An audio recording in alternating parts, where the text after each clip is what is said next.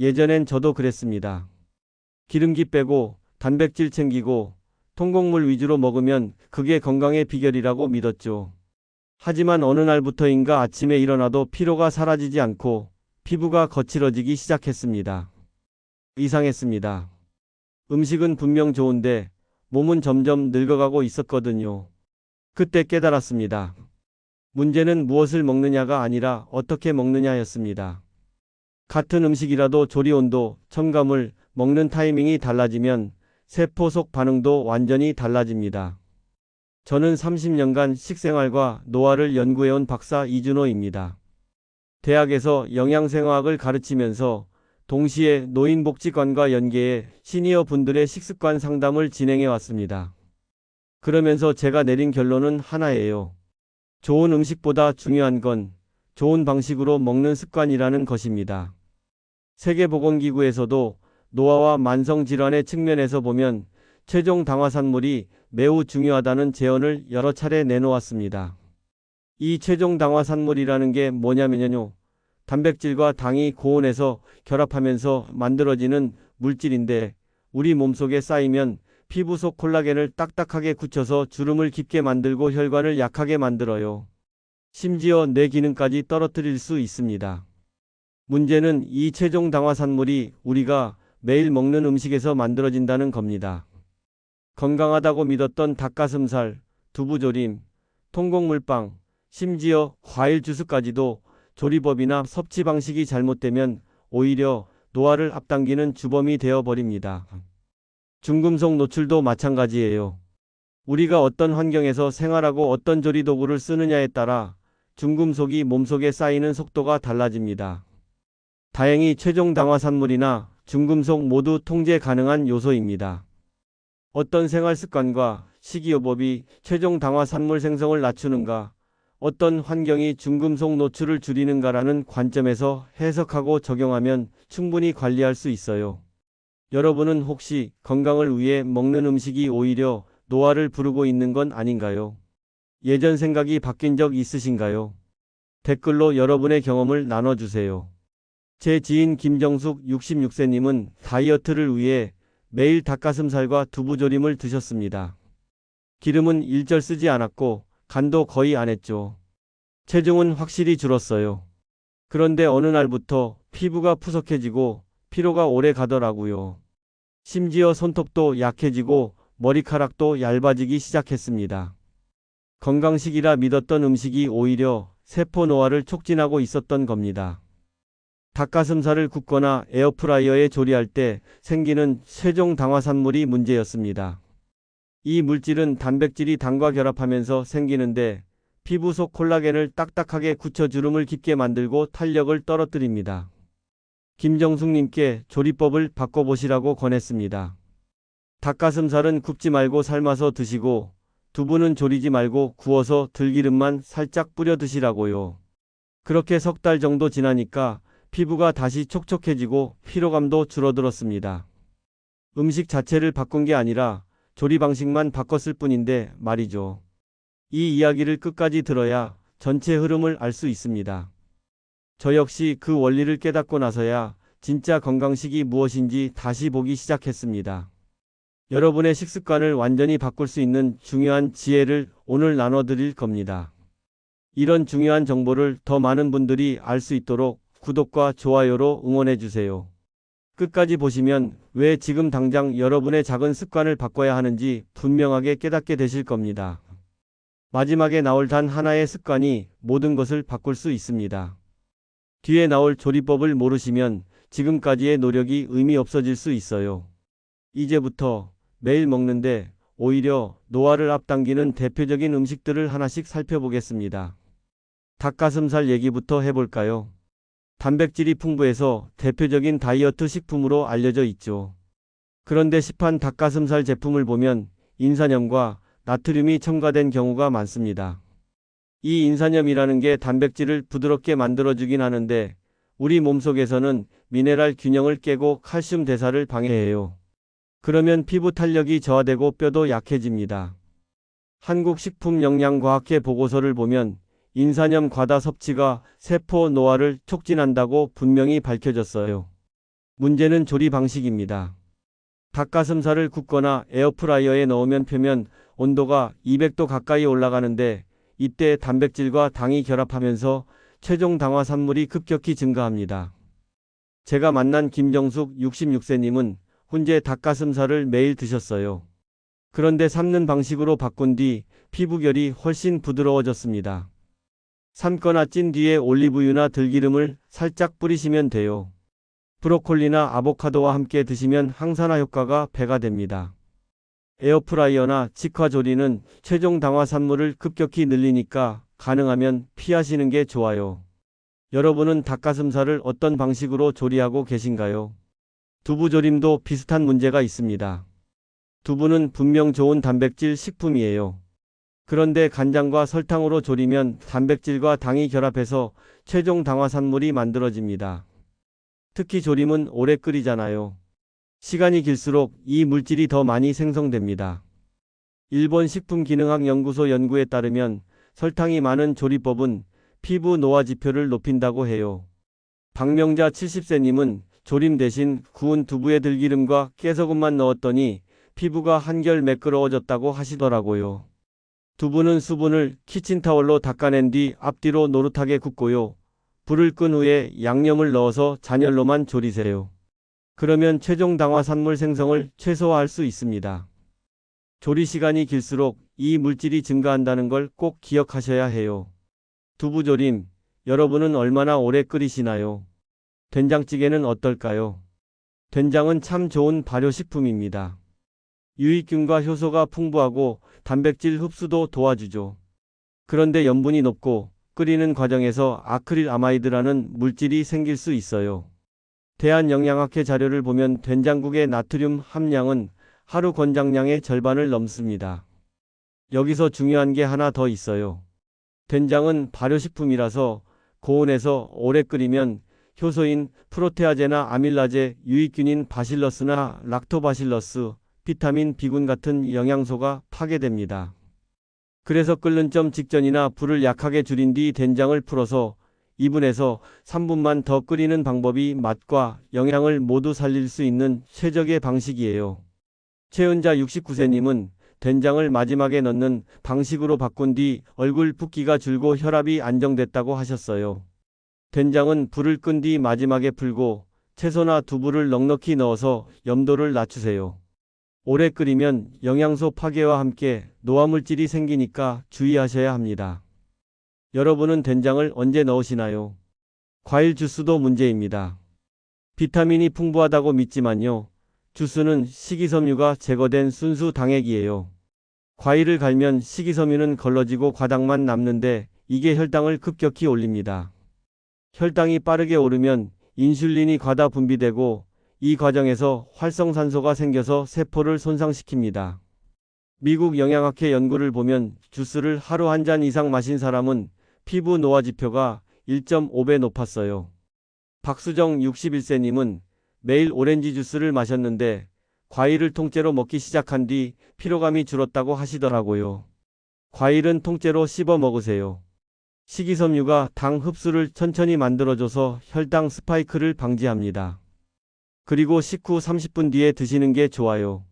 농축액 복원 주스는 비타민C 절반이 파괴되니까 피하시는 게 좋습니다. 여러분은 주스를 얼마나 자주 드시나요?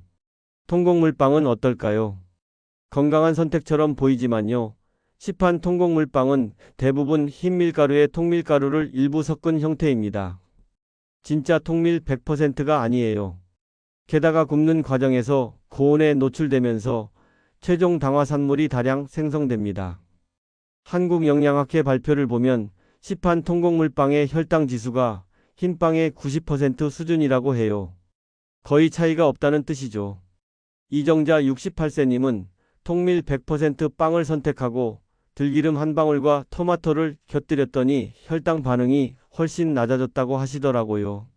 통밀 100% 제품을 고르시고요. 달걀이나 들기름과 함께 드세요. 단백질과 지방이 탄수화물 흡수를 늦춰줍니다. 보존제나 유화제가 들어간 빵은 세포염증을 유발할 수 있으니까 성분표를 꼭 확인하세요. 여러분은 빵 고를 때 성분표를 확인하시나요? 이처럼 음식 자체보다 조리 방식이 노화를 결정합니다. 같은 닭가슴살이라도 굽느냐 삶느냐에 따라 세포 반응이 완전히 달라지고, 같은 된장이라도 언제 넣느냐에 따라 영양소 보존 정도가 달라져요. 이제는 세포를 젊게 유지시키는 조리의 원칙을 알아볼까요? 첫 번째로 말씀드릴 건 고온보다 저온 조리를 하시라는 겁니다. 150도 이상에서 조리하면 최종 당화산물 생성이 급증해요. 고기를 굽거나 튀기면 표면이 200도 이상 올라가는데, 이때 단백질과 당이 결합하면서 갈색으로 변하잖아요. 그게 바로 최종 당화산물이 만들어지는 과정입니다. 에어프라이어나 직화조리는 온도가 너무 높아서 피하시는 게 좋아요. 대신 삶기나 찜 조리로 대체하세요. 물에 끓는 점은 100도니까 최종 당화산물이 훨씬 적게 생깁니다. 고기나 생선도 찌거나 삶아서 드시고, 양념은 불을 끈 뒤에 넣으시면 됩니다. 여러분은 고기나 닭을 몇 도로 조리하시나요? 온도계를 사용해서 내부 온도를 체크하시면 더 좋아요. 70도에서 75도면 충분히 익습니다. 두 번째는 염분을 절반 줄이는 겁니다. 나트륨은 세포 수분을 빼앗아서 탄력을 저하시켜요. 피부가 푸석해지고 혈관도 약해집니다. 된장이나 간장 사용량을 절반으로 줄여보세요. 처음엔 싱겁게 느껴지겠지만 2주 정도 지나면 혀가 적응합니다. 국물간은 마지막에 맞추세요. 끓이는 동안 수분이 증발하면서 염도가 올라가거든요. 그리고 간 대신 들기름이나 레몬즙으로 맛을 내보세요. 감칠맛도 살리고 영양도 챙길 수 있습니다. 여러분은 국물간을 언제 맞추시나요? 세 번째는 당을 줄이는 겁니다. 설탕은 단백질과 결합해서 최종 당화산물을 형성해요. 특히 조리거나 볶는 요리에서 당이 과다하게 들어가면 노화물질이 급증합니다. 조림이나 볶음 요리를 하실 때 설탕 대신 꿀이나 올리고당으로 대체해 보세요. 꿀은 과당과 포도당으로 이루어져 있어서 혈당 상승이 설탕보다 완만해요. 올리고당은 장 건강도 도와줍니다. 다만 너무 많이 넣으시면 안 돼요. 단맛은 최소한으로만 내시는 게 좋습니다. 요리에 설탕 얼마나 쓰시나요? 네 번째는 첨가물을 최소화하는 겁니다. 인산염이나 유화제 같은 첨가물은 세포 노화와 염증 반응을 촉진해요. 시판 가공식품이나 혼재 제품에 많이 들어가 있습니다. 가능하면 생재료를 직접 손질해서 간단하게 조리하세요. 닭가슴살도 시판 제품보다는 생닭을 사서 직접 삶는 게 좋고, 두부도 가공된 제품보다는 순두부나 연두부를 사서 직접 조리하시면 됩니다. 성분표를 꼭 확인하시고요. 첨가물이 많이 들어간 제품은 피하세요. 오늘 드신 음식 첨가물 확인해 보셨나요? 다섯 번째는 먹는 타이밍을 조절하는 겁니다. 공복 상태에서 당을 섭취하면 활성산소가 증가해요. 혈당이 급격히 오르면서 인슐린이 과다 분비되고, 이 과정에서 세포가 손상됩니다. 아침 공복에 주스 마시는 거 절대 하지 마세요. 단백질은 점심에 드시는 게 좋아요. 소화효소 분비가 가장 활발한 시간이거든요. 과일은 식후 30분 뒤에 드세요. 식사 중에 먹으면 소화가 늦어지고 발효되면서 가스가 차기도 합니다. 저녁에는 탄수화물을 줄이시고 단백질과 채소 위주로 드시면 숙면에도 도움이 됩니다. 여러분은 식사 시간을 어떻게 조절하시나요? 이 5가지 원칙만 지켜도 세포의 노화 속도는 확연히 늦출 수 있습니다. 조리 온도를 낮추고 염분과 당을 줄이고 첨가물을 피하고 먹는 타이밍을 조절하는 것, 어렵지 않죠? 조금만 신경 쓰시면 됩니다. 그럼 오늘 내용을 정리해 볼까요? 오늘의 핵심은 단순합니다. 음식보다 조리법이, 영양보다 섭취 습관이 더 중요하다는 겁니다. 같은 닭가슴살이라도 굽느냐 삶느냐에 따라 최종 당화산물 생성량이 10배 이상 차이가 납니다. 같은 된장이라도 언제 넣느냐에 따라 유익균과 효소가 살아남느냐 파괴되느냐가 결정돼요. 잘못된 상식은 건강식이라면 많이 먹어도 된다는 생각입니다. 아무리 좋은 음식이라도 조리법이 잘못되면 오히려 노화를 촉진하는 독이 될 수 있어요. 올바른 관리법은 조리 온도, 첨가물, 타이밍을 조절해야 진짜 건강식이라는 점이죠. 잘못 관리했을 때 위험을 한번 보세요. 고온에서 조리한 음식을 계속 먹으면 최종 당화산물이 몸속에 쌓여서 피부 탄력이 떨어지고 주름이 깊어집니다. 혈관이 딱딱해져서 혈압이 올라가고 뇌 기능도 저하되죠. 염분이 높은 음식을 계속 먹으면 부종이 생기고 혈압이 올라가서 심혈관 질환 위험이 커집니다. 과일 주스를 매일 마시면 혈당 스파이크가 반복되면서 인슐린 저항성이 생기고 이게 당뇨로 이어질 수 있어요. 반대로 제대로 관리했을 때 효과를 보세요. 저온에서 조리한 음식을 먹으면 최종 당화산물 생성이 최소화돼서 피부가 촉촉하고 탄력이 유지됩니다. 혈관이 건강해져서 혈압이 안정되고 뇌 기능도 또렷하게 유지돼요. 염분을 줄이면 부종이 빠지고 얼굴선이 또렷해지며 혈압도 자연스럽게 내려갑니다. 과일을 통째로 먹으면 식이섬유가 혈당을 천천히 올려서 에너지가 안정적으로 공급되고 피로감이 줄어들죠. 오늘 당장 실천할 수 있는 단 하나의 제안을 드릴게요. 조리 온도를 낮추는 겁니다. 고기나 닭을 굽지 말고 삶거나 찌세요. 두부는 조리지 말고 구워서 들기름만 뿌리세요. 된장은 불을 끈 뒤 마지막에 넣으세요. 이 작은 변화 하나만으로도 여러분 몸속 세포의 시간은 천천히 흐르기 시작합니다.